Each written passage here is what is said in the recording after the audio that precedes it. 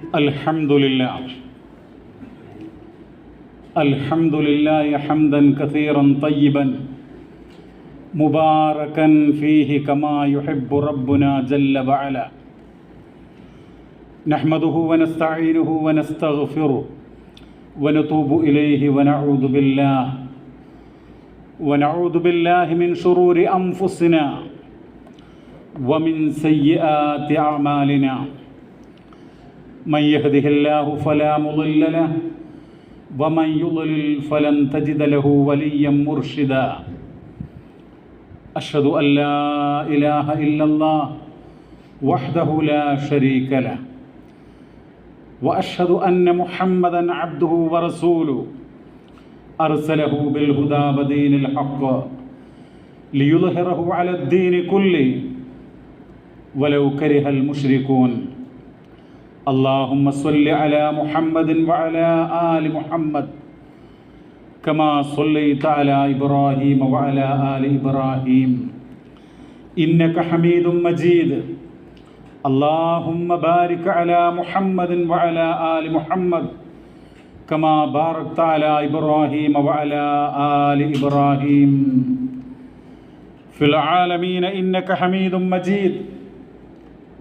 أما بعد فإن خير الحديث كتاب الله وخير الهدي هدي محمد صلى الله عليه وسلم وشر الأمور محدثاتها وكل محدثة بدعة وكل بدعة ضلالة وكل ضلالة في النار. أعوذ بالله من الشيطان الرجيم. بسم الله الرحمن الرحيم. يا أيها الذين آمنوا اتقوا الله حق تقاته ولا تموتن إلا وأنتم مسلمون. ആദരണീയരായ സഹോദരി സഹോദരങ്ങളെ, കാരുണ്യവാനായ അള്ളാഹുവിൻ്റെ രക്ഷയും സമാധാനവും കൃപയും നമ്മിലെല്ലാം സദാ വർഷിക്കുമാറാവട്ടെ. അവധിയുടെ ദിനങ്ങൾ കഴിഞ്ഞ് മഹത്തായ ഈ ഇസ്ലാമിക പ്രബോധന കേന്ദ്രത്തിൽ വീണ്ടും എത്താനായതിൻ്റെ സന്തോഷം നിങ്ങളുമായി പങ്കുവെക്കുകയാണ്. സർവശക്തനായ അള്ളാഹുവിനെ സ്തുതിക്കുകയാണ്. അൽഹംദുലില്ലാഹ്. ഇന്ന് നമ്മുടെ ക്ലാസ്സിൻ്റെ ഒരു വിഷയത്തിൻ്റെ ഒരു തലക്കെട്ട് കൊടുത്തിട്ടുള്ളത് പരിശുദ്ധ ഖുർആനിലെ സൂറത്തു ത്വാഹ എന്ന് പറയുന്ന 20-ാം അധ്യായം അതിൻ്റെ 114-ാം സൂക്തത്തിലെ ഒരു ഭാഗമാണ്, ഒരു ദുആയാണ്, പ്രാർത്ഥനയാണ്. അല്ലാഹു തആല മുഹമ്മദ് നബിയോട് കൽപ്പിക്കുകയാണ്, നബിയെ അങ്ങ് പ്രാർത്ഥിക്കണം. എന്താണ് പ്രാർത്ഥിക്കേണ്ടത്? എൻ്റെ നാഥ, എനിക്ക് അറിവ്, ജ്ഞാനം വർദ്ധിപ്പിച്ചു തരണമേ. വഖുർ റബ്ബി സിദ്നി ഇൽമാ. എൻ്റെ രക്ഷിതാവേ, എനിക്ക് വിജ്ഞാനം വർദ്ധിപ്പിച്ചു തരണമേ എന്ന് മുഹമ്മദ് നബി പ്രാർത്ഥിക്കണമെന്ന് നബിയോട് അല്ലാഹു തആല കൽപ്പന നൽകുകയാണ്. ഈ ഒരു ഭാഗത്തിൻ്റെ അവതരണ പശ്ചാത്തലം മഹാന്മാരായ മുഫസ്സിറുകൾ രേഖപ്പെടുത്തുന്നുണ്ട്. ഇമാം ഖുർത്തുബി അദ്ദേഹത്തിൻ്റെ തഫ്സീറായിട്ടുള്ള അൽ ജാമിഉ ലി അഹ്കാമിൽ ഖുർആൻ എന്ന് പറയുന്ന ഗ്രന്ഥത്തിൽ രേഖപ്പെടുത്തുന്നു, വഹ്യുമായിട്ട് ജിബ്രീൽ അലൈഹിസ്സലാത്തു വസ്സലാം മുഹമ്മദ് നബിയുടെ അടുക്കൽ വരുമ്പോൾ സശ്രദ്ധം ആ ദിവ്യബോധനം കേൾക്കുകയും മനസ്സിലാക്കുകയും ചെയ്യുവാൻ പ്രവാചകൻ സല്ലല്ലാഹു അലൈഹി വസല്ലമയുടെ അതീവ താൽപര്യ നിമിത്തം പ്രവാചകനെ പഠിപ്പിക്കുന്നതിന് മുമ്പായി, പഠിപ്പിച്ചു തീരുന്നതിന് മുമ്പായി അങ്ങോട്ട് ചൊല്ലിക്കൊടുക്കാനുള്ള പ്രവാചകൻ്റെ ആ ഒരു ആവേശം, അതിനെ സംബന്ധിച്ചാണ് അങ്ങ് ധൃതിപ്പെടേണ്ടതില്ല, അങ്ങ് ഇത് കൃത്യമായി പഠിച്ചു വെക്കണം, അറിവ് സമ്പാദിക്കണം, മറക്കരുത് എന്നൊക്കെയുള്ള അർത്ഥത്തിൽ വഖുർ റബ്ബി സിദ്നി ഇൽമാ, പ്രവാചകന് അങ്ങനെ പെട്ടെന്ന് തന്നെ അങ്ങോട്ട് പറഞ്ഞു കൊടുക്കാനുള്ള കാരണം മറന്നു പോയേക്കുമോ എന്നുള്ള ഒരു ഭയം നിമിത്തമായിരുന്നു. അപ്പം അതുകൊണ്ട് അങ്ങനെ ഭയമൊന്നും വേണ്ട, നീ പ്രാർത്ഥിച്ചാൽ മതി. എന്താ പ്രാർത്ഥിക്കേണ്ടത്? എൻ്റെ നാഥ, എനിക്ക് വിജ്ഞാനം, അറിവ് വർദ്ധിപ്പിച്ചു തരണമേ എന്ന് പ്രാർത്ഥിച്ചാൽ മതി എന്ന് അല്ലാഹു തആല പ്രവാചകനോട് കൽപ്പിക്കുകയാണ്. ഈ പ്രാർത്ഥനയുടെ ഒരു പ്രത്യേകത, വിശുദ്ധ ഖുർആനിൽ ശതക്കണക്കിന് പ്രാർത്ഥനകൾ നമുക്ക് കാണാനായിട്ട് കഴിയും. പക്ഷേ വർദ്ധിപ്പിക്കുന്നതിന് വേണ്ടിയുള്ള ഒരേ ഒരു ദുആ, അത് ഇൽമു വർദ്ധിപ്പിക്കാനാണ്. ഇപ്പം സമ്പത്തുണ്ട്, സന്താനങ്ങളുണ്ട്, സൗകര്യങ്ങളുണ്ട്, നമ്മുടെ ജീവിതത്തിൽ അനേകമായിരം ഐശ്വര്യങ്ങൾ നമ്മൾ കണ്ടുകൊണ്ടിരിക്കുന്നു. പക്ഷേ അറിവ് വർദ്ധിപ്പിക്കാൻ അതിനു വേണ്ടിയുള്ള പ്രാർത്ഥനയാണ് പരിശുദ്ധ ഖുർആൻ ഈ സൂക്തത്തിൽ പഠിപ്പിക്കുന്നത്. അറിവുമായി ബന്ധപ്പെട്ട് നബി സല്ലല്ലാഹു അലൈഹി വസല്ലമയുടെ പ്രാർത്ഥനകളും അധ്യാപനങ്ങളും ഹദീസിൻ്റെ ഗ്രന്ഥങ്ങളിൽ ധാരാളമായിട്ട് കാണാനായിട്ട് കഴിയും. മഹാനായിട്ടുള്ള ഇമാം അബൂ ദാവൂദ് അദ്ദേഹത്തിൻ്റെ സുനനിൽ 1548 നമ്പറായി നൽകുന്ന ഒരു വചനം ഇപ്രകാരമാണ്: കാന റസൂലുള്ളാഹി സല്ലല്ലാഹു അലൈഹി വസല്ലം യഖൂൽ, അല്ലാഹുവിൻ്റെ റസൂൽ ദുആ ചെയ്യുമായിരുന്നു, അല്ലാഹുമ്മ ഇന്നി അഊദു ബിക മിനൽ അർബഅ, 4 കാര്യങ്ങളിൽ നാഥാ ഞാൻ നിന്നോട് രക്ഷ തേടുന്നു. മിൻ ഇൽമിൻ ലാ യൻഫഅ, പ്രയോജനം ചെയ്യാത്തതായ വിജ്ഞാനത്തിൽ നിന്ന്. വമിൻ ഖൽബിൻ ലാ യഖ്ശ, അതുപോലെ ബക്തിയില്ലാത്ത, താഴ്മയും വിനയവുമില്ലാത്ത മനസ്സിൽ നിന്ന്. വമില്ലാത്ത നഫ്സില്ലാത്ത ഷ്ബ, അതുപോലെ എത്ര കിട്ടിയാലും മതി വരാത്ത, നമ്മുടെ നാടൻ ഭാഷയിൽ പറയുകയാണെങ്കിൽ ഒരു ആക്രാന്ത സ്വഭാവമുള്ള മനസ്സുണ്ടല്ലോ, അതൊന്നൊക്കെ രക്ഷ തേടുക. അതായിരുന്നു പ്രവാചകൻ ചെയ്തിരുന്നത്. വമിൻ ദുആഇൻ ലാ യുസ്മ, അതുപോലെ തന്നെ ഉത്തരം ചെയ്യപ്പെടാത്ത പ്രാർത്ഥനയിൽ നിന്നും അള്ളാഹുവിനോട് ഞാൻ രക്ഷ തേടുന്നു എന്നാണ് ആ പ്രാർത്ഥനയുടെ ആ വചനത്തിൻ്റെ പൊരുൾ. അപ്പം അതിൽ പറയുന്നത് വമിൻ ഇൽമിൻ ലാ യൻഫഅ, പ്രയോജനം ചെയ്യാത്തതായ അറിവിൽ നിന്നും, ദുനിയാവിനോ അതുപോലെ തന്നെ ഉഖ്റവിയായിട്ടോ ഒക്കെ പ്രയോജനം ചെയ്യുന്ന, ദുനിയാവ് എന്ന് പറയുമ്പോൾ ഹലാലായ രൂപത്തിൽ ഉപകാരം കിട്ടുന്നതായിട്ടുള്ള അറിവായിരിക്കണം. അപ്പം അങ്ങനെയുള്ള അറിവാണ് നമുക്ക് വേണ്ടത്.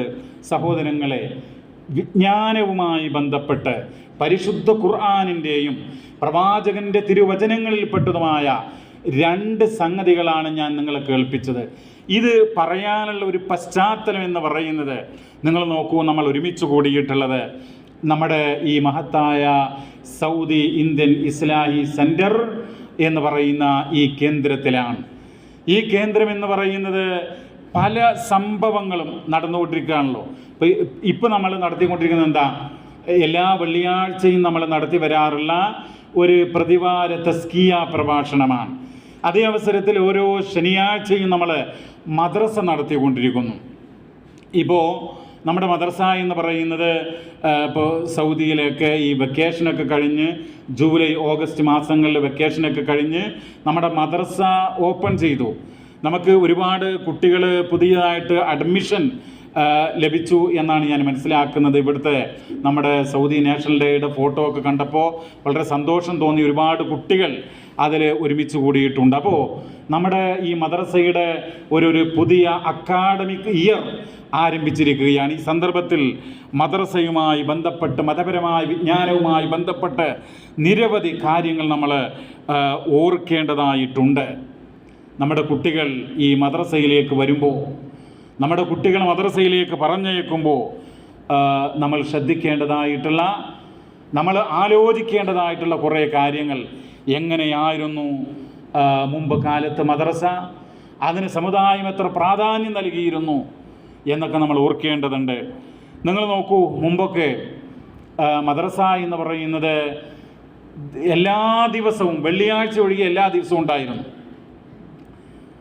എല്ലാ ദിവസവും ഉണ്ടായിരുന്നു എന്ന് മാത്രമല്ല, രാവിലെ ഒരു 7 മണിക്ക് തുടങ്ങിയാൽ ഒരു 9:30 മണി വരെ, ശനിയും ഞായറൊക്കെ അത് 10, 11, 12 മണി വരെയൊക്കെ ഉണ്ടായിരുന്നു. അതായിരുന്നു മദ്രസയുടെ ഒരു ചിത്രം. അതിനെ കൈ വെട്ടി, കാല് വെട്ടി, ചിറക് വെട്ടി, അതിങ്ങനെ വെട്ടിച്ചുരുക്കി ഇപ്പോൾ ആഴ്ചയിൽ ഒരു ദിവസം എന്നുള്ള അവസ്ഥയാണ്. മൊത്തത്തിൽ ഞാൻ പറയുന്നത്, ഇവിടുത്തെ അല്ല, ഇവിടെ ആഴ്ചയിൽ നമ്മളിപ്പോൾ ഒരു ദിവസം തന്നെയാണ്. അപ്പോൾ മദ്രസ പഠനം എന്ന് പറയുന്നത് ശുഷ്കിച്ച് വന്നിരിക്കുകയാണ്.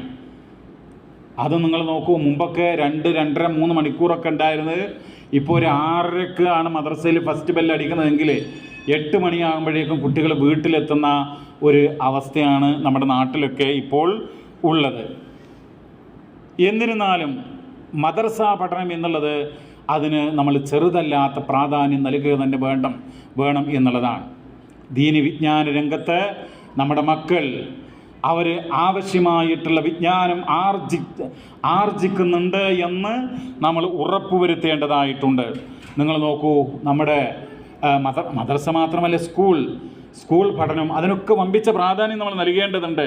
നമ്മുടെ ഈ മദ്രസയെ സംബന്ധിച്ച് പറയുകയാണെങ്കിൽ എനിക്ക് നിങ്ങളോട് പറയാനുള്ളത്, നിങ്ങളുടെ മക്കൾ ഇവിടെ ഫാമിലിയായിട്ട് കഴിയുന്ന ആളുകൾ അവരുടെ മക്കളെ ഇവിടെ പറഞ്ഞയക്കുക, ഇവിടെ ചേർക്കുക, ഇവിടുന്ന് അഡ്മിഷൻ വാങ്ങുക എന്ന് മാത്രമല്ല, നിങ്ങളോടൊപ്പം ജോലി ചെയ്യുന്ന, നിങ്ങളോടൊപ്പം താമസിക്കുന്ന ആളുകളുടെ കുട്ടികളൊക്കെ ഇങ്ങോട്ട് എത്തിക്കാൻ നിങ്ങൾ ശ്രമിക്കണം. ഇതെന്ന് പറഞ്ഞു കഴിഞ്ഞാൽ സാധാരണഗതിയിലുള്ള മറ്റുള്ള ഒരു ബിസിനസ്സോ അതല്ലെങ്കിൽ മറ്റുള്ള രൂപത്തിലുള്ള ഒന്നല്ല. അള്ളാഹുവിൻ്റെ ദീന് നമ്മുടെ കുഞ്ഞു മനസ്സുകളിലേക്ക് സന്നിവേശിപ്പിക്കുന്ന ഏറ്റവും ഉദാത്തമായ, ഏറ്റവും പവിത്രമായിട്ടുള്ള ഒരു വിശിഷ്ട കർമ്മമാണ് ഈ മഹത്തായ കേന്ദ്രത്തിൽ നമ്മൾ നടത്തിക്കൊണ്ടിരിക്കുന്നത്. നമ്മുടെ ഈ മദ്രസ എന്ന് പറയുന്നത് മറ്റുള്ള എല്ലാ മതവിദ്യാഭ്യാസ കേന്ദ്രങ്ങളിൽ നിന്നും വ്യത്യസ്തമായിട്ട് ഇതിന് പല പ്രത്യേകതകളുമുണ്ട്. നമ്മുടെ സിലബസ് എന്ന് പറയുന്നത് നിങ്ങൾ കേട്ട് കാണും, CIER എന്ന് പറയും. അങ്ങനെ പറഞ്ഞു കഴിഞ്ഞാൽ council for education research, Islamic research എന്നുള്ളതാണ്. അതായത് CIER അത് രൂപപ്പെടുത്തിയിട്ടുള്ളത് നമ്മുടെ യൂണിവേഴ്സിറ്റികളിൽ, അതുപോലെ ഉന്നത കലാലയങ്ങളിലൊക്കെ പല ഡിപ്പാർട്ട്മെൻറ്റുകളും കൈകാര്യം ചെയ്തിട്ടുള്ള, വിദ്യാഭ്യാസ രംഗത്ത് പ്രാവീണ്യം തെളിയിച്ചിട്ടുള്ള, സംസ്ഥാന സർക്കാരിൻ്റെയൊക്കെ ടെക്സ്റ്റ് ബുക്ക് നിർമ്മാതാക്കളായിട്ടുള്ള ഈ പഠന പാഠ്യേതര രംഗത്തൊക്കെ ഒരുപാട് അറിവും കഴിവുമുള്ള ആളുകൾ, അതിൽപ്പെട്ട ആളുകളൊക്കെ ഒരുമിച്ച് കൂടിയിട്ടാണ് നമ്മുടെ ടെക്സ്റ്റ് ബുക്കുകൾ ഒക്കെ ഉണ്ടാക്കിയിട്ടുള്ളത്. എന്ന് മാത്രമല്ല, വളരെ ശാസ്ത്രീയമായിട്ട്, വളരെ നൂതനമായിട്ടുള്ള രൂപത്തിലാണ്, രീതിയിലാണ് അത് സംവിധാനിച്ചിട്ടുള്ളത്. എന്ന് മാത്രമല്ല, നമ്മുടെ അധ്യാപകർക്കൊക്കെ നിരന്തരമായി ട്രെയിനിങ് കൊടുത്തുകൊണ്ടിരിക്കുന്നു. അങ്ങനെ ഏറ്റവും നല്ല രൂപത്തിൽ നമ്മുടെ കുട്ടികൾക്ക് മതവിദ്യാഭ്യാസം നൽകുവാനും, നമ്മുടെ കുട്ടികൾ ഈ മദ്രസയിൽ പഠിച്ചു കഴിഞ്ഞാൽ അവർക്ക് നന്നായി നമസ്കരിക്കാൻ കഴിയണം, അവർക്ക് നന്നായിട്ട് ഒരു മുസ്ലിമിൻ്റെ അടിസ്ഥാനപരമായ കാര്യങ്ങളുണ്ടല്ലോ, ഇസ്ലാം കാര്യങ്ങളാകട്ടെ, ഈമാൻ കാര്യങ്ങളാകട്ടെ, ഒരു മയ്യത്ത് നമസ്കാരമാകട്ടെ, മയ്യത്ത് പരിപാലനമാകട്ടെ, അങ്ങനെ ഒരാളെ കണ്ടുമുട്ടിയാൽ എന്താണ്, എങ്ങനെയാണ് ഒരു കുടുംബത്തിലേക്ക് കയറി ചെല്ലുമ്പോൾ എന്താണ്, അങ്ങനെയുള്ള സാമാന്യമായിട്ടുള്ള മര്യാദകളും അദബുകളും ഒക്കെ അറിയുന്ന, എന്ന് മാത്രമല്ല നമ്മുടെ കുട്ടികളുടെ മനസ്സിൽ ഈമാൻ അരക്കിട്ടുറപ്പിക്കുന്ന, നമ്മുടെ കുഞ്ഞുങ്ങളുടെ മനസ്സിൽ വിശ്വാസം, ഇസ്ലാമിക വിശ്വാസം ഉറപ്പിക്കുന്ന, രൂഢമൂലമാക്കുന്ന ഒരു കേന്ദ്രമാണ് നമ്മുടെ മദ്രസ എന്ന് പറയുന്നത്. സഹോദരങ്ങൾ, വളരെ വേദനയോടുകൂടെ പറയട്ടെ, കഴിഞ്ഞ 2 ആഴ്ചകൾക്കുള്ളിൽ ഞങ്ങളുടെ ജില്ലയിൽ 2 കുട്ടികളാണ്, +2 പഠിക്കുന്ന 2 കുട്ടികളാണ് കെട്ടിത്തൂങ്ങി ആത്മഹത്യ ചെയ്ത്. കുട്ടികൾ മാത്രമല്ല, അധ്യാപകർ തന്നെ ആത്മഹത്യ ചെയ്യുന്ന, എന്ന് പറഞ്ഞാൽ ആളുകൾ പലതരം മാനസികമായ പിരിമുറുക്കത്തിനും അതുപോലെ പലതരം സ്വഭാവങ്ങളും ഒക്കെ അടിമപ്പെട്ടുകൊണ്ട് ജീവിതം തന്നെ ഹോമിക്കുകയാണ്, ജീവിതം നശിപ്പിക്കുകയാണ്. എന്നാൽ നോക്കൂ, നമ്മുടെ മക്കൾ അങ്ങനെ ആയിക്കൂടാ. നമ്മുടെ കുട്ടികളെന്ന് പറയുന്നത് അവർ പരലോക വിശ്വാസമുള്ളവരായിരിക്കണം, അവർ അള്ളാഹുവിൻ്റെ കിതാബിൽ വിശ്വാസമുള്ള ആളുകളായിരിക്കണം. അങ്ങനെ അവർ വളരണം. അവരെ കൊണ്ട് നമ്മുടെ കുടുംബത്തിനും നമ്മുടെ സമൂഹത്തിനും നമ്മുടെ രാജ്യത്തിനും ഈ ലോകത്തിനുമൊക്കെ നന്മകൾ ലഭിക്കുന്ന മക്കളായി ഒരുപാട് സേവനങ്ങൾ ചെയ്യുന്ന, ഒരുപാട് നന്മകൾ വാരി വിതറുന്ന, നല്ല പ്രയോജനം ചെയ്യുന്ന മക്കളായി വളരാൻ അവരെ പ്രാപ്തരാക്കുന്ന ഒരു സിലബസാണ്, ഒരു സ്ഥാപനമാണ് നമ്മുടെ മദ്രസ എന്ന് നമ്മൾ അറിയുക. നിങ്ങൾ നോക്കൂ, നമ്മുടെ കുട്ടികൾ ഈ മദ്രസയിലേക്ക് വരുമ്പോൾ നമ്മൾ ശ്രദ്ധിക്കേണ്ട കാര്യം എന്ന് പറയുന്നത്, കുട്ടികൾ കുളിച്ചു എന്നൊക്കെ ഉറപ്പുവരുത്തുക. കുളിക്കുക, വൃത്തിയാക്കുക, വായ, ദന്തശുചീകരണം ഇതൊക്കെ നടത്തി, അതുപോലെ പിന്നെ ഒരു മാന്യമായ ഡ്രസ്സ്, അതുപോലെ കുട്ടികൾ മദ്രസയിലേക്ക് വരുമ്പോൾ അവർക്ക് ടെക്സ്റ്റ് ബുക്കുണ്ടോ, നോട്ട് ബുക്കുണ്ടോ, പേനയുണ്ടോ, പെൻസിലുണ്ടോ, ഹോംവർക്ക് ചെയ്തിട്ടുണ്ടോ, പിന്നെ കഴിഞ്ഞ ക്ലാസ്സിലെടുത്ത പാഠഭാഗങ്ങൾ പഠിച്ചിട്ടുണ്ടോ, അതിൽ പ്രാർത്ഥനകൾ മനഃപ്പാഠമാക്കിയിട്ടുണ്ടോ, ഇതൊക്കെ നോക്കാൻ രക്ഷിതാക്കൾ ബാധ്യസ്ഥരാണ്. അങ്ങനെ ഇതൊക്കെ എന്താണെന്നറിയോ, ഓരോന്നായിട്ട് പറയാനുള്ള കാര്യം ദീനാണിത്, അള്ളാഹുവിൻ്റെ മതമാണിത്. സഹോദരങ്ങളെ, ഇന്നല്ലെങ്കിൽ നാളെ നമ്മൾ റബ്ബിൻ്റെ കോടതിയിൽ നമ്മുടെ മക്കളെ സംബന്ധിച്ചും അവർക്ക് എന്ത് വിജ്ഞാനം നൽകി എന്നതിനെ സംബന്ധിച്ചൊക്കെ ചോദ്യം ചെയ്യപ്പെടും. പരിശുദ്ധ ഖുർആനിൻ്റെ 66-ാം അധ്യായം അതിൻ്റെ 6-ാമത്തെ സൂക്തത്തിൽ എന്താ പറയുന്നത്? യാ അയ്യുഹല്ലദീന ആമനൂ ഖൂ അൻഫുസകും വഅഹ്ലീകും നാറാ വഖൂദുഹൻ നാസു വൽ ഹിജാറ അലൈഹാ മലായികത്തുൻ ഗിലാദുൻ ശിദാദ് ലാ യഅസൂന അല്ലാഹ മാ അമറഹും വയഫ്അലൂന മാ യുഅ്മറൂൻ. വിശുദ്ധ ഖുർആൻ രേഖപ്പെടുത്തുകയാണ്, ഹേ സത്യവിശ്വാസികളെ, നിങ്ങൾ നിങ്ങളുടെ നഫ്സുകളെയും നിങ്ങളുടെ കുടുംബത്തെയും ഒക്കെ നരകത്തിൽ നിന്ന് കാത്തുകൊള്ളുക എന്നുള്ളതാണ്. നമ്മളിങ്ങനെ നമസ്കരിച്ച് നമ്മളിങ്ങനെ നമ്മുടെ വിശ്വാസമൊക്കെ നന്നാക്കി നമ്മളൊരു നല്ല വ്യക്തിയായിട്ട് ജീവിച്ചാൽ മാത്രം പോരാ. നമ്മുടെ മക്കൾ അവർ നന്നായി ജീവിക്കുന്നുണ്ടോ, അവരുടെ പെരുമാറ്റം എന്ത്, അവരുടെ സ്വഭാവം എന്ത്, അവരുടെ രീതി, കൂട്ടുകെട്ടുകൾ. നമ്മുടെ നാട്ടിലെ അവസ്ഥ എന്താ സുഹൃത്തുക്കളെ? രാത്രി കാലങ്ങളിലൊന്നും ആളുകൾ, യുവാക്കളൊന്നും ഉറങ്ങുന്നില്ല. ഇപ്പോൾ ഫുഡ് സ്പോട്ടുകളാണ്, പലതരം സ്പോട്ടുകൾ എന്ന് പറഞ്ഞു കഴിഞ്ഞാൽ രാത്രി കാലങ്ങളിൽ ഈ 18ഉം 17ഉം ഒക്കെ വയസ്സുള്ള പെൺകുട്ടികൾ ഉൾപ്പെടെ ഭക്ഷണം കഴിക്കാൻ വേണ്ടിയിട്ട് ഫുഡ് സിറ്റികൾ ഉണ്ടായിക്കൊണ്ടിരിക്കുന്നു. ഉണ്ട് എന്നുള്ളതാണ്. എന്നിട്ട് അവിടെ പോയി ഭക്ഷണം കഴിച്ച് അർമാദിച്ച് രാത്രി 1-നും 1:30ക്കും 2 മണിക്കൊക്കെ വീട്ടിൽ വന്ന് കയറി വരുന്ന ഒരവസ്ഥ. അതിനെ തടുക്കാനോ തടയാനോ അങ്ങനെ പാടില്ല. വീട്ടിൽ നേരത്തെ എത്തണമെന്ന് പറയാൻ സാധിക്കാത്ത രൂപത്തിലേക്ക് പല കുടുംബങ്ങളും മാറിപ്പോകുന്നൊരവസ്ഥ ഉണ്ട്. അപ്പോൾ നമ്മൾ ഒന്നുകൂടെ നമ്മുടെ കുട്ടികളെ ചേർത്ത് പിടിച്ച്, നമ്മുടെ കുടുംബത്തെ ചേർത്ത് പിടിച്ച് മതപരമായി മതാന്തരീക്ഷം നമ്മൾ ഉറപ്പുവരുത്താൻ ബാധ്യസ്ഥരാണ്. അത് വിശുദ്ധ ഖുർആന്റെ ആഹ്വാനാണ്. അതാണ് ഈ ആയത്തിൽ പറയുന്നത്, യാ അയ്യുഹല്ലദീന ആമനൂ ഖൂ അൻഫുസകും വഅഹ്ലീകും നാറാ. നിങ്ങളുടെ നഫ്സുകളെ നരകത്തിൽ നിങ്ങൾ കാത്തുകൊള്ളുക. നിങ്ങളുടെ കുടുംബത്തിൻ്റെയും, ഭർത്താവ് തൻ്റെ ഭാര്യയുടെ, തൻ്റെ മക്കളുടെ, തൻ്റെ കുടുംബാംഗങ്ങളുടെ നഫ്സുകളെ നരകത്തിൽ നിന്ന് കാക്കണമെന്ന് അല്ലാഹു തആല വിശുദ്ധ ഖുർആനിൽ പറയുമ്പോൾ, ഒരാൾ വന്ന് പറയാ, എൻ്റെ ഭാര്യ അവൾ ഇന്ന ജാറത്തിലേക്ക് പോകുന്നു, അവൾ ഇന്ന മുസ്ലിയാർക്ക് പിന്നെ ഇന്ന കാര്യത്തിന് സംഭാവന ചെയ്യുന്നു എന്നൊക്കെ പറയാൻ, അതൊക്കെ ദുർബലനായിട്ടുള്ള കഴിവുകെട്ട ഉത്തരവാദിത്വമില്ലാത്ത ഒരാൾക്ക് മാത്രമേ പറയാൻ കഴിയുള്ളൂ. നമ്മുടെ കുടുംബാംഗങ്ങൾ അച്ചടക്കത്തിൽ, ഇസ്ലാമിക അന്തരീക്ഷത്തിൽ ആണെന്ന് ഉറപ്പുവരുത്താൻ, അതാണ് കുടുംബത്തിൻ്റെ നായകത്വം. ഗൃഹനാഥൻ എന്നാണല്ലോ പറയാറുള്ളത്, അതുണ്ടാവണം.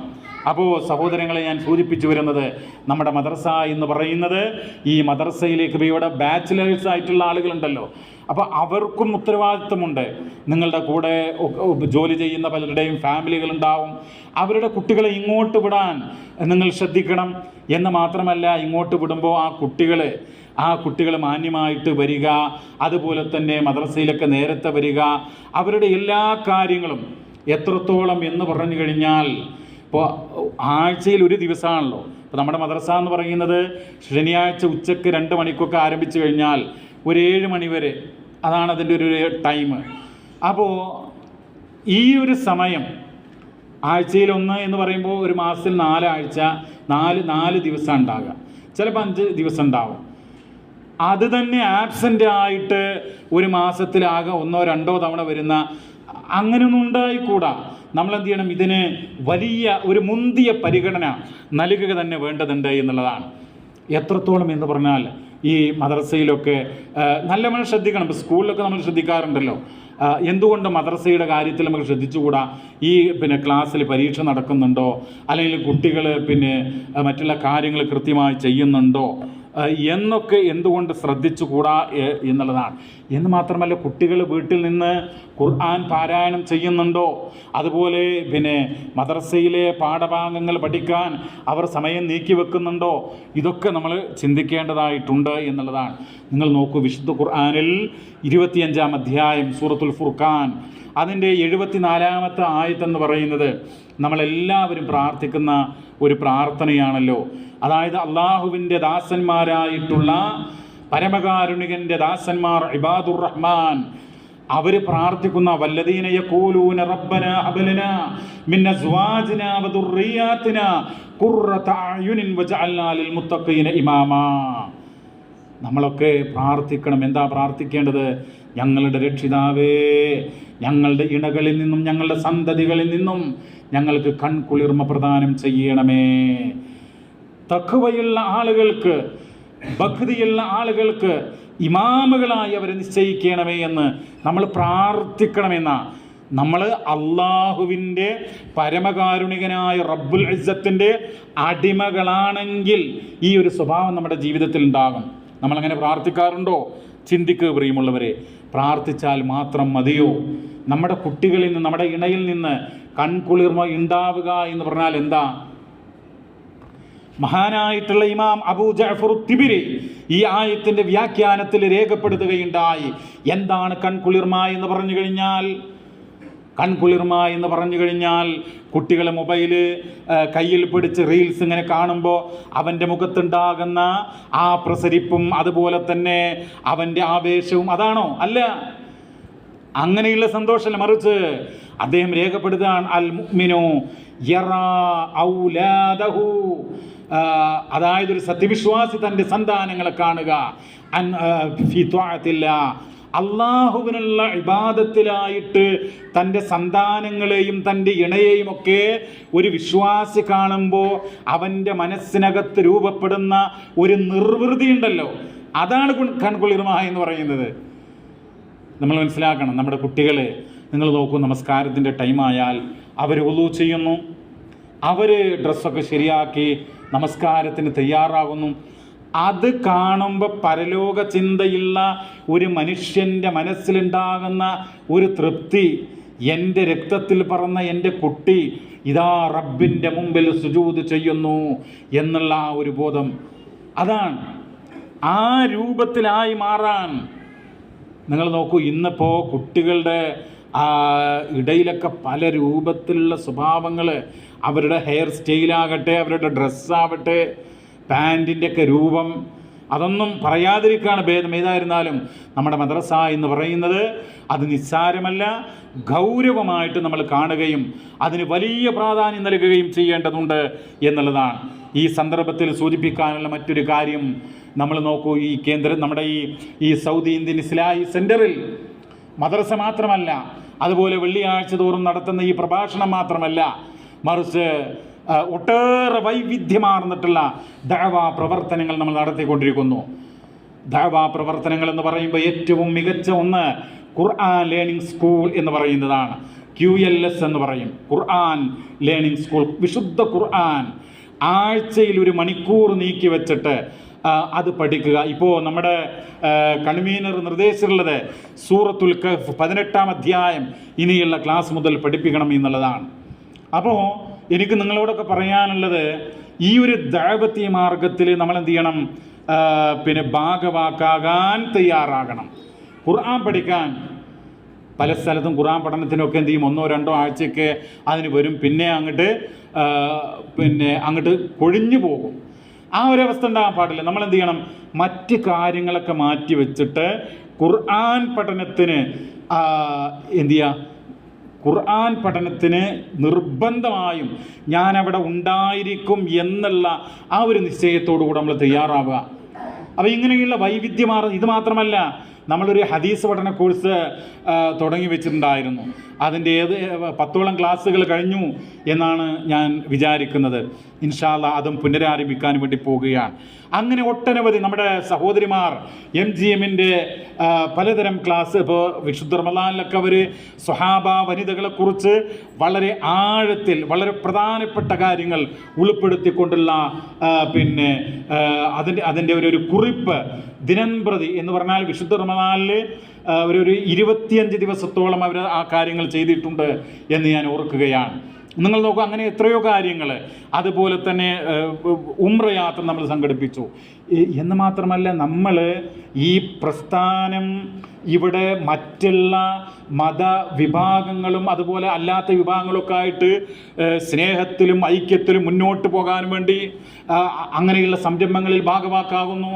ഇപ്പോൾ മുസ്ലിം കോർഡിനേഷൻ കമ്മിറ്റി എന്ന് പറയുന്ന ഒരു സംഭവം ഉണ്ടല്ലോ ഇവിടെ, അതിലൊക്കെ നമ്മുടെ ഉത്തരവാദപ്പെട്ട ആളുകൾ അതിൻ്റെ ഒരു ഭാരവാഹിയാണ്, അതുമായി ബന്ധപ്പെട്ട് സഹകരിച്ചു പോകുന്നു. ഇങ്ങനെ ഒരു സമൂഹത്തിന് വേണ്ട എല്ലാ അർത്ഥത്തിലുമുള്ള പദ്ധതികളും സംഗതികളുമൊക്കെ ആവിഷ്കരിച്ചുകൊണ്ട് മുന്നോട്ട് പോകുന്ന ഇസ്ലാമിക ദഅവത്തിൻ്റെ ഒരു യഥാർത്ഥ പ്രസരണമാണ് നമ്മുടെ ഈ കേന്ദ്രത്തിൽ നടന്നുകൊണ്ടിരിക്കുന്നത്. വിശുദ്ധ ഖുർആൻ പറയുന്നുണ്ടല്ലോ, കുൽ ഹാദിഹി സബീലി, പറയുക പ്രവാചകരെ, ഇതാണ് എൻ്റെ മാർഗം, അദ്ഉ ഇലല്ലാഹ് അന വമനിത്തബഅനി, ഞാൻ അല്ലാഹുവിലേക്ക് ജനങ്ങളെ ക്ഷണിക്കുന്നു.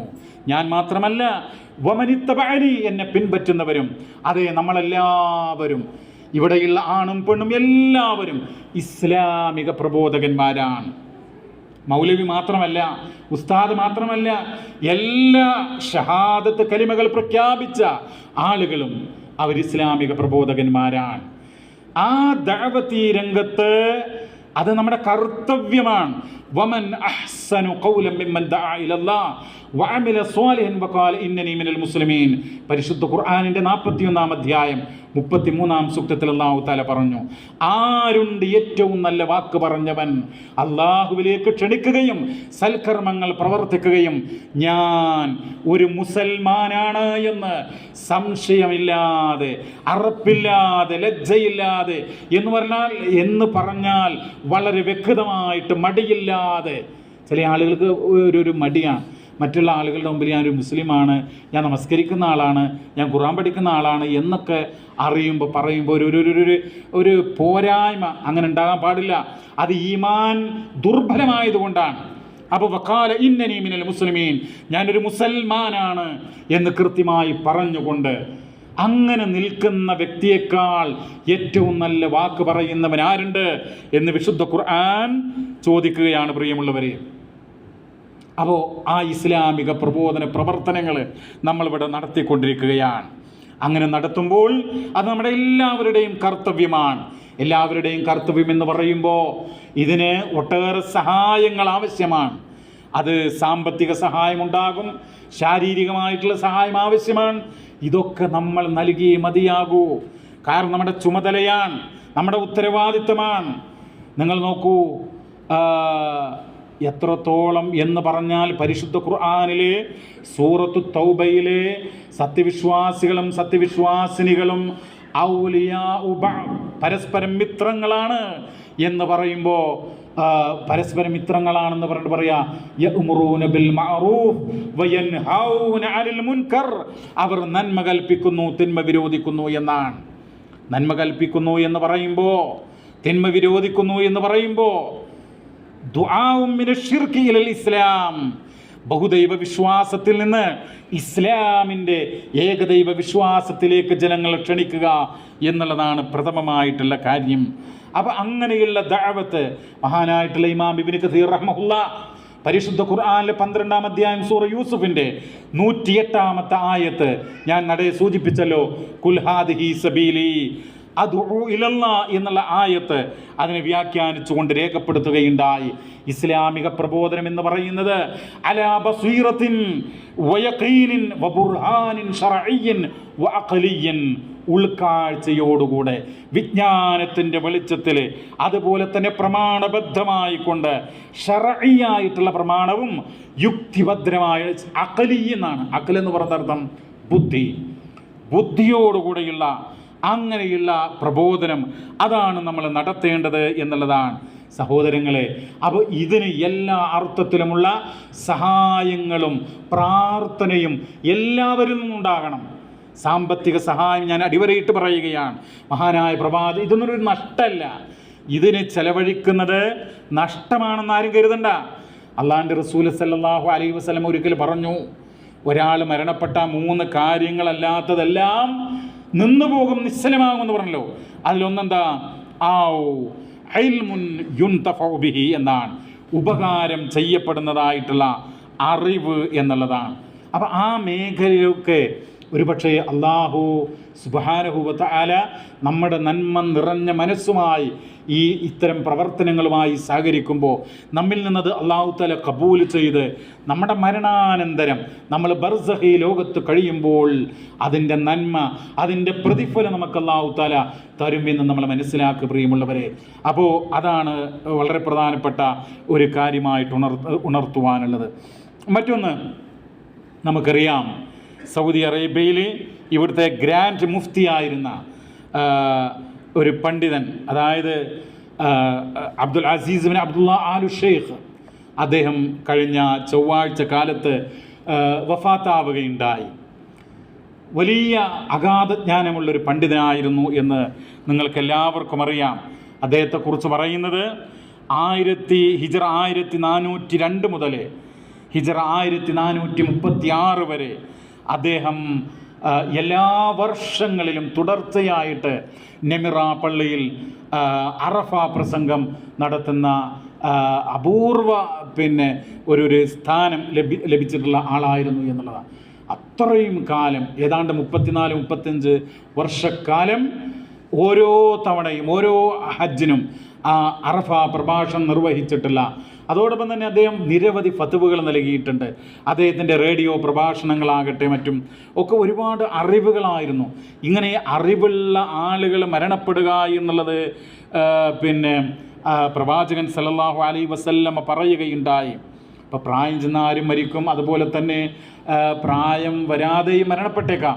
എങ്കിൽ പോലും വിജ്ഞാനമുള്ള അറിവുള്ള ഒരാൾ മരണപ്പെടുക എന്ന് പറയുന്നത് നബി സല്ലല്ലാഹു അലൈഹി വസല്ലം പറയുകയുണ്ടായി, ഇന്ന മിൻ അശ്റാത്തിസ് സാഅ, ഖിയാമത്ത് നാളിൻ്റെ അടയാളങ്ങളിൽപ്പെട്ടതാണ് അൻ യുർഫഅൽ ഇൽമു, വിജ്ഞാനം ഉയർത്തപ്പെടുക എന്നുള്ളത്, വയസ്ബുതൽ ജഹൽ, അതുപോലെ തന്നെ വിവരദോഷം സ്ഥിരപ്രതിഷ്ഠ നേടുക എന്നുള്ളതൊക്കെ അന്ത്യദിനത്തിൻ്റെ അടയാളങ്ങളിൽപ്പെട്ടതാണെന്ന് സഹീഹുൽ ബുഖാരിയുടെ 80-ാം നമ്പർ വചനത്തിൽ നമുക്ക് കാണാനായിട്ട് കഴിയും.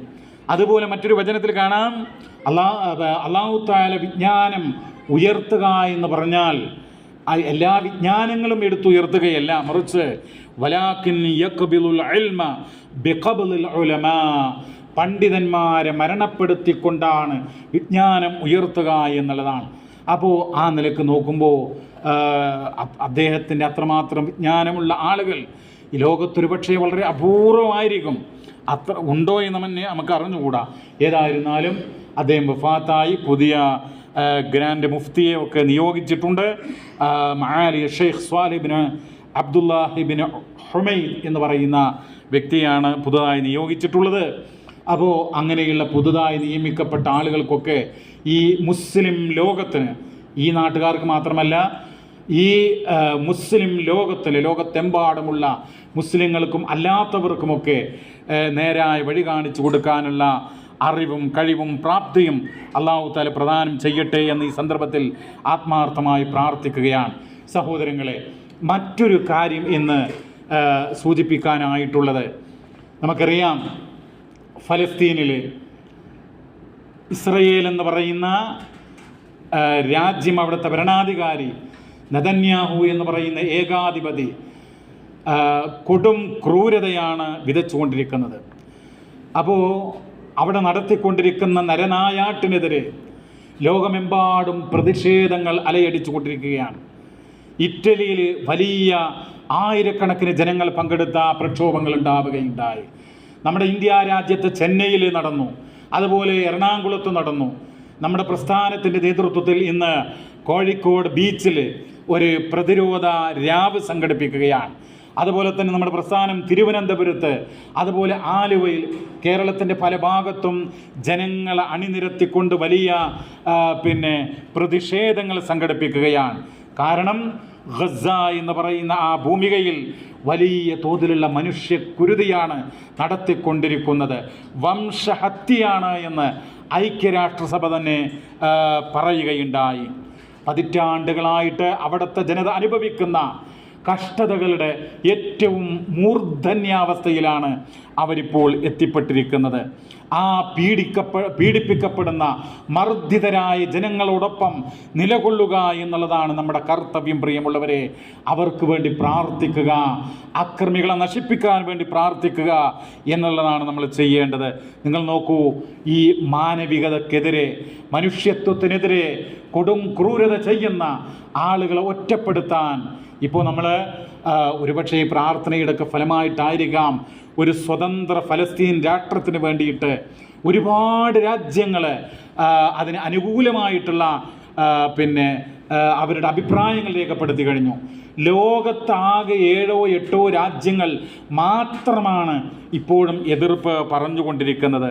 അപ്പോൾ മനുഷ്യാവകാശങ്ങളെ എല്ലാം തമസ്കരിച്ചുകൊണ്ട് നരഭോജിയായി മുന്നോട്ട് പോകുന്ന നെതന്യാഹു എന്ന് പറയുന്ന ഏകാധിപതിയെ, അദ്ദേഹത്തെ ഒറ്റപ്പെടുത്താൻ വേണ്ടിയിട്ട് ഇനിയും ലോകരാഷ്ട്രങ്ങൾ മുന്നോട്ട് വരാൻ വേണ്ടിയിട്ട് ഇങ്ങനെയുള്ള പ്രതിഷേധങ്ങളും അതുപോലെ തന്നെ പ്രതിരോധ രാവുകളുമൊക്കെ ഉപകാരപ്പെടും എന്നുള്ളതിൽ യാതൊരു തർക്കവുമില്ല എന്നുള്ളതാണ്.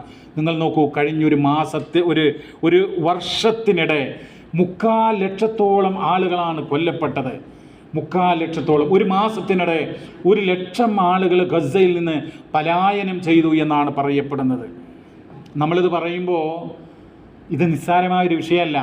കേരളത്തിൽ അറിയപ്പെടുന്ന സാഹിത്യ നിരൂപകയായിട്ടുള്ള 98 വയസ്സായ ഡോക്ടർ എം ലീലാവതി എന്ന് അറിയപ്പെടുന്ന എഴുത്തുകാരിയും പ്രഭാഷകയും അതുപോലെ തന്നെ നിരൂപകയുമായിട്ടുള്ള അവർ പറയുകയുണ്ടായി, ഗസയിലെ കുഞ്ഞുങ്ങൾ ഒരു പിടി ഭക്ഷണത്തിന് വേണ്ടി പിഞ്ഞാണം നീട്ടുമ്പോൾ എനിക്കെങ്ങനെയാണ് ഭക്ഷണം കഴിച്ചാൽ എൻ്റെ തൊണ്ടയിൽ നിന്ന് ആ ഭക്ഷണം ഇറങ്ങുക എന്ന് വയോവൃദ്ധയായിട്ടുള്ള സമൂഹം ഏറെ ബഹുമാനിക്കുന്ന ആ ടീച്ചർ പറഞ്ഞപ്പോൾ, സഹോദരങ്ങളെ, അവരുടെ മനുഷ്യത്വം നമ്മളൊക്കെ മനസ്സിലാക്കണം. ലോകം നന്മയുള്ള മനസ്സുകൾ ആ പാവപ്പെട്ട മർദ്ദനങ്ങൾക്ക് വിധേയമായി കൊണ്ടിരിക്കുന്ന ആ ജനതയോടൊപ്പമാണ്.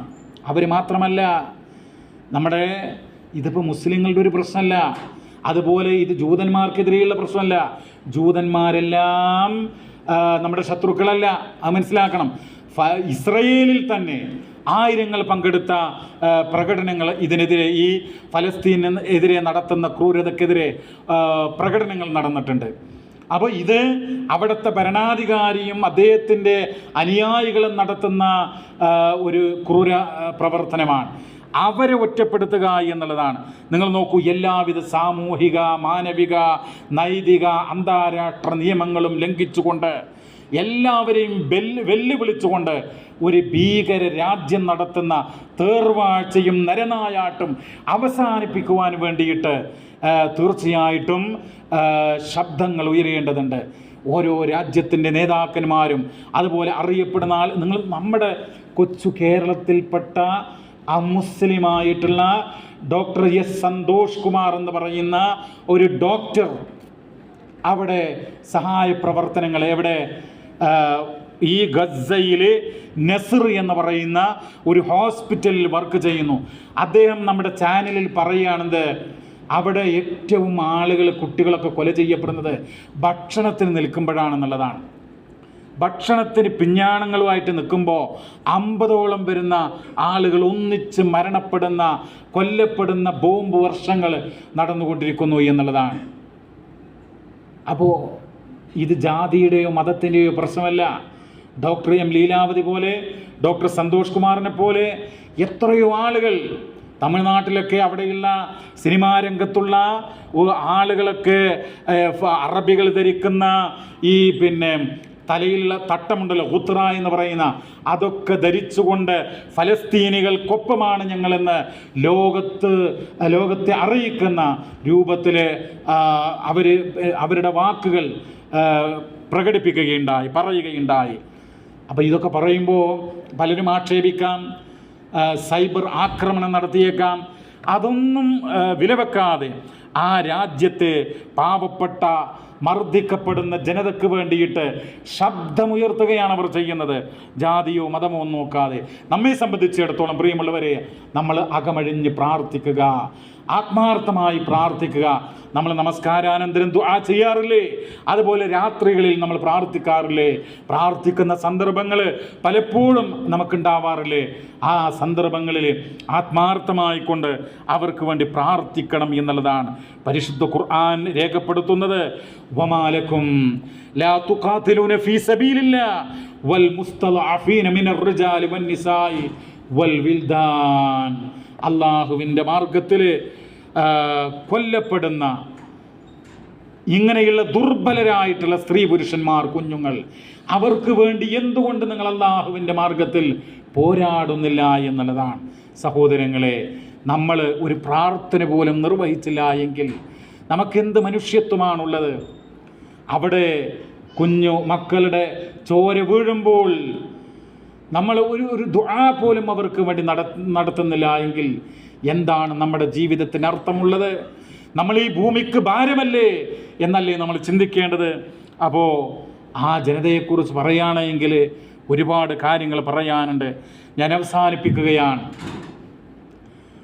ആ ജനതയുടെ വിശ്വാസം എന്ന് പറയുന്നത് തകർക്കപ്പെട്ട മസ്ജിദുകൾ, അതുപോലെ വീടുകൾ, വിദ്യാലയങ്ങൾ, ഹോസ്പിറ്റലുകൾ, അവയുടെ അടുത്ത് വന്നിട്ടൊരു കുട്ടി പാരായണം ചെയ്യുന്നത് പരിശുദ്ധ ഖുർആനിലെ 2-ാം അധ്യായം സൂറത്തുൽ ബഖറയുടെ 155-ാമത്തെ വചനം, വലനബുലുവന്നകും ബിശൈഇൻ മിനൽ ഖൗഫി വൽ ജൂഅ് വനഖസിൻ മിനൽ അംവാലി വൽ അൻഫുസി വസ്സമറാത്ത് വബശ്ശിരിസ് സ്വാബിരീൻ. നോക്കൂ, അല്ലാഹു തആല പറയാണ്, നിങ്ങളെ ഭയം കൊണ്ട്, വിശപ്പ് കൊണ്ട്, അതുപോലെ തന്നെ സാമ്പത്തിക നഷ്ടം കൊണ്ട്, ശരീര നഷ്ടം കൊണ്ട്, അഥവാ മരണം കൊണ്ട്, അതുപോലെ കാർഷിക വിളകളുടെ നഷ്ടം കൊണ്ട് നിങ്ങളെ പരീക്ഷിക്കുക തന്നെ ചെയ്യുമെന്നുള്ള ആയത്തൊരു കുഞ്ഞു ബാലിക അവിടെ വന്ന് പാരായണം ചെയ്യുകയാണ്.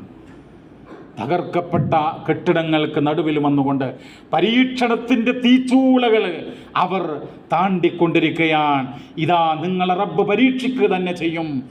5-6 കുഞ്ഞുങ്ങൾ മരണപ്പെട്ട ഒരു മാതാവ് ആ കുഞ്ഞുങ്ങളുടെ മയ്യത്ത് മടിയിൽ വെച്ചുകൊണ്ട് ഹസ്ബിയല്ലാഹു വനിഅമൽ വകീൽ, എനിക്ക് അല്ലാഹു മതി ബരമേൽപ്പിക്കുവാൻ, അവനെത്ര ഉന്നതൻ, എത്ര നല്ലവൻ എന്നുള്ള അർത്ഥം വരുന്ന വാക്യം ഉരുവിടുകയാണ്. പ്രിയമുള്ളവരെ, അവരുടെ ഈമാൻ എത്രയാണ്! ഒരു ഡോക്ടർ, അദ്ദേഹം അവിടെ കൈയും കാലും മുറിഞ്ഞ, മുഖത്തുനിന്ന് ചോര ഒഴുകുന്ന അങ്ങനെയുള്ള ആളുകളെ പരിചരിച്ചു കൊണ്ടിരിക്കുകയാണ്. ആ ഡോക്ടറുടെ മക്കൾ മരണപ്പെട്ടു, എൻ്റെ മക്കൾ മരണപ്പെട്ടു, വധിക്കപ്പെട്ടു, ഇനി ഞാൻ ഒന്നിനുമില്ല എന്ന് പറഞ്ഞ് വീട്ടിൽ പോയി കഴിയല്ല അദ്ദേഹം ചെയ്യുന്നത്. വീണ്ടും അവരുടെ മയ്യത്ത് നമസ്കരിച്ച് മറമാടി വീണ്ടും സേവന പാതയിലേക്ക് ഒരു ഡോക്ടർ പോകാൻ. സഹോദരങ്ങളെ, അവരുടെ ഈമാൻ എത്രയാണ്! ഈ ആ സമുദായത്തോട്, ആ സമൂഹത്തോട് അവരുടെ പ്രതിബദ്ധത എത്രയാണ്! നമ്മളൊക്കെ അങ്ങനെയുള്ള പരീക്ഷണങ്ങളിൽ നിന്ന് അല്ലാഹു നമ്മളെ കാത്തിട്ടുണ്ട്. പക്ഷേ നമ്മൾ ഒരു ക്ലാസ്സിന് വിളിച്ചാൽ, ഒരു നല്ല കാര്യത്തിന് വിളിച്ചാൽ നമ്മുടെ മനസ്സെന്താ? എങ്ങനെയെങ്കിലും ഇതൊന്ന് ഒഴിയാൻ വല്ല മാർഗവും ഉണ്ടോ എന്ന് അന്വേഷിക്കുന്നവരാണ് നമ്മൾ. അങ്ങനെയുള്ള തെറ്റായ കാര്യങ്ങൾ ഒരിക്കലും നമുക്കുണ്ടായിക്കൂടാ എന്നാണ് ഈ സന്ദർഭത്തിൽ ഉണർത്തുവാനുള്ളത്. അല്ലാഹു സുബ്ഹാനഹു വ തആല നമുക്ക് കൂടുതൽ ഈമാനും കൂടുതൽ നല്ല മനസ്സും പ്രദാനം ചെയ്യുമാറാവട്ടെ. നമ്മുടെ പാപങ്ങൾ അല്ലാഹു തആല പുറത്തു മാപ്പാക്കി തരുമാറാവട്ടെ. നമ്മുടെ കൂട്ടത്തിൽ നിന്ന്, നമ്മുടെ കുടുംബങ്ങളിൽ രോഗങ്ങൾ കൊണ്ട് കഷ്ടത അനുഭവിക്കുന്ന ആളുകൾക്ക് അല്ലാഹു തആല ശിഫ നൽകി അനുഗ്രഹിക്കുമാറാവട്ടെ. ഇന്ന് പ്രാർത്ഥിക്കാനായിട്ട് പ്രത്യേകം വസീയത്ത് ചെയ്തിട്ടുള്ള നമ്മുടെ കേരള ദഅവത്തുൽ മുജാഹിദീൻ മർക്കസ് ദഅവയുടെ സംസ്ഥാന സമിതി അംഗമായിട്ടുള്ള ഒരു വ്യക്തി, അദ്ദേഹത്തിന് കരൾ അസുഖം ബാധിച്ച് ഹോസ്പിറ്റലിൽ പ്രത്യേകമായിട്ടുള്ള ഒരു മേജർ ചികിത്സക്ക് വിധേയനാകാൻ അള്ളാഹു താല അള്ളാഹുവിൻ്റെ റഹ്മത്ത് കൊണ്ട് അദ്ദേഹത്തിന് ശിഫ നൽകി അനുഗ്രഹിക്കുമാറാവട്ടെ. അല്ലാഹുമ്മ റബ്ബന ആതിന ഫിദ്ദുനിയ ഹസന വഫിൽ ആഖിറതി ഹസന വഖിനാ അദാബന്നാർ. അല്ലാഹുമ്മ റബ്ബന ഹബ് ലനാ മിൻ അസ്വാജിനാ വദുർരിയാതിനാ ഖുർറത അഅ്യുനിൻ വജഅൽനാ ലിൽമുത്തഖീന ഇമാമാ. اللهم انصر إخواننا المسلمين في فلسطين. اللهم ارحم أهل فلسطين. اللهم تقبل شهداءهم. اللهم دمر أعداءك وأعداء الدين. اللهم اغفر للمؤمنين والمؤمنات والمسلمين والمسلمات الأحياء منهم والأموات إنك مجيب الدعوات ويا قاضي الحاجات. ربنا تقبل منا إنك أنت السميع العليم وتب علينا إنك أنت التواب الرحيم واغفر لنا يا غافر المذنبين وارحمنا يا أرحم الراحمين. صلى الله وسلم على نبينا محمد.